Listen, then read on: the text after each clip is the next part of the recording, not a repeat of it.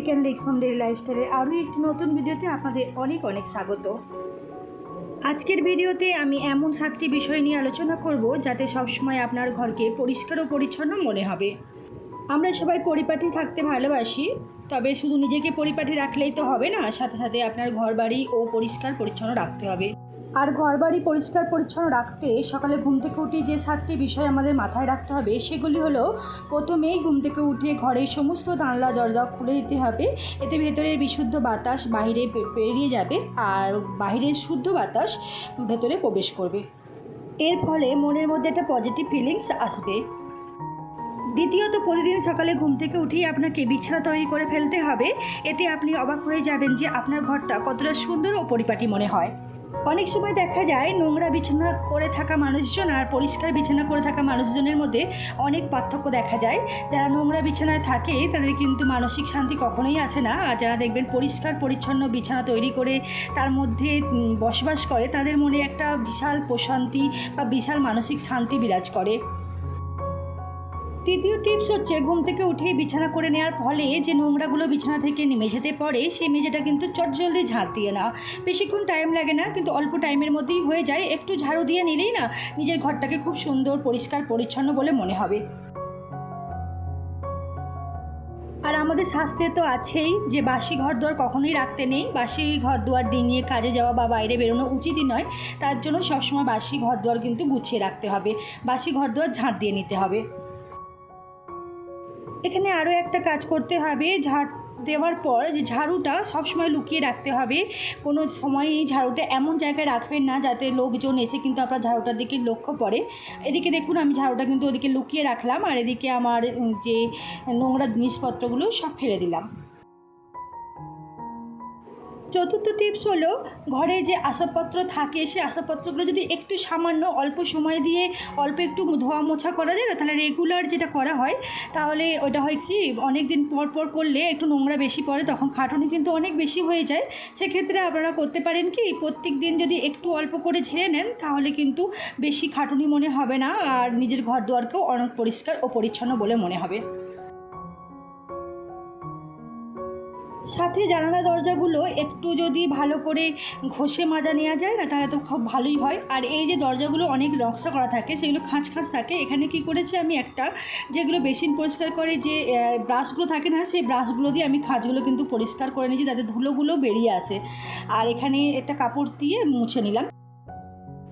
পঞ্চম টিপস হলো, এরকম জামা কাপড় কিন্তু এলোমেলোভাবে কখনোই ফেলে রাখা উচিত নয়, ফলে কি ঘরবাড়ি কিন্তু অনেকটাই বেশি নোংরা বলে মনে হয়। দেখা যায় অনেক সময় বাচ্চারা স্কুলে যাওয়ার আগে ভিজে জামা কাপড় কিনে ফেলে রেখে যায়, বা অনেক সময় দেখা যায় স্বামীরা বা যারা কর্মজীবী আর কি, তারা হয়তো জামা কাপড় এখান ওখান চেয়ারের গায়ে ফেলে রেখে যায়। এগুলো কখনোই করা উচিত নয়। জামা কাপড় সবসময় গুছিয়ে পরিপাটি করে আলনায় রেখে দেওয়া উচিত। এর ফলে কি হয়, ঘরবাড়ি অনেকটাই পরিষ্কার পরিচ্ছন্ন বলে মনে হয়। আর জামা কাপড় যদি এলোমেলো থাকে কখনোই ঘরবাড়ি কিন্তু পরিষ্কার পরিচ্ছন্ন বলে মনে হবে না। এখানে একটা কুরুচি প্রভাব পড়বে, দেখে মনে হবে আপনি কতটা রুচি সম্পন্ন। এখানেই বোঝা যাবে আপনার ঘরবাড়ি কতটা গুছানো আছে, তার উপরে নির্ভর করবে যে আপনি কতটা পরিষ্কার পরিচ্ছন্ন। তাই অতএব ঘরবাড়ি পরিষ্কার পরিচ্ছন্ন রাখতে জামা কাপড় গুছিয়ে রাখা উচিত। সাথে ঘরের যত্রতত্র কিন্তু এরকম জুতো ফেলে রাখা উচিত না, জুতোগুলো গুছিয়ে নির্দিষ্ট জায়গায় রাখা উচিত। এখানে সেখানে জুতো ফেলে রাখলে সেটা লক্ষ্মীশ্রীও বজায় থাকে না। তাই জুতোগুলো সুন্দর করে যেখানে থাকার সেখানে গুছিয়ে রাখলে ঘরবাড়ি অনেক পরিষ্কার পরিচ্ছন্ন মনে হয়। আর জুতো যদি এখান ওখান ছড়িয়ে ছিটিয়ে থাকে না, তাহলে একটা ঘরের মধ্যে লক্ষ্মীশ্রীও থাকে না, আর ঘরবাড়ি দেখতেও সুন্দর লাগে না।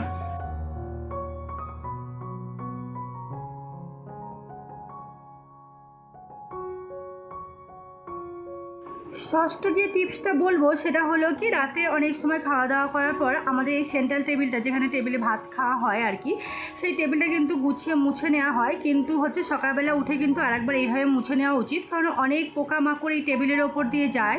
অতএব সেগুলো খাওয়া তার উপরে খাওয়া কিন্তু উচিত নয় কখনোই। তাই সকালবেলা ঘুম থেকে উঠেও কিন্তু এগুলো একটু মুছে, সাথে কিচেনের কাউন্টার টপটা, গ্যাস ওভেনটাও কিন্তু মুছে নেওয়া উচিত সকালবেলা ঘুম থেকে উঠেই। কেননা কি, এর ওপর দিয়েও কত পোকামাকড়, আঁশোলা অনেক কিছু দেয় মাকড়সা, ফলে সেখানে রান্না করা উচিতই নয়।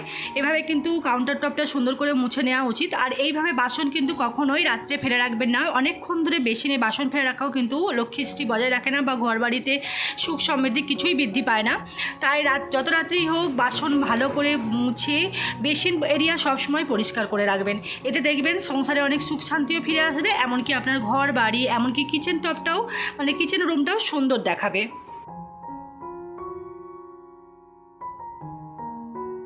আরও একটা খুব উপকারী টিপসের কথা বলবো, যেটা হচ্ছে কিচেন সম্পর্কে। কিচেনে যে বাসনগুলো আমি রাত্রে মেজে রেখেছিলাম, সে বাসনগুলো কিন্তু সকালে নির্দিষ্ট জায়গায় রাখবো, যাতে আমার যখন প্রয়োজন পড়বে তখন যেন এরকম টাইমে নির্দিষ্ট জায়গা থেকে জিনিসটা পাই, মানে খুব তাড়াতাড়ি আমার কাজ সহজ হয়ে যাবে।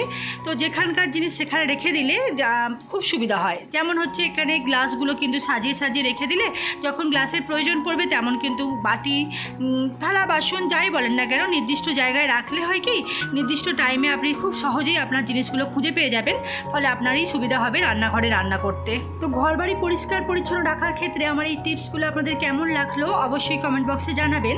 আর আমার ভিডিওগুলো কেমন লাগছে অবশ্যই জানাবেন। আর যারা নতুন বন্ধু আছেন তারা আমার চ্যানেলটা সাবস্ক্রাইব করে রাখতে পারেন যদি আমার ভিডিওটি ভালো লেগে থাকে।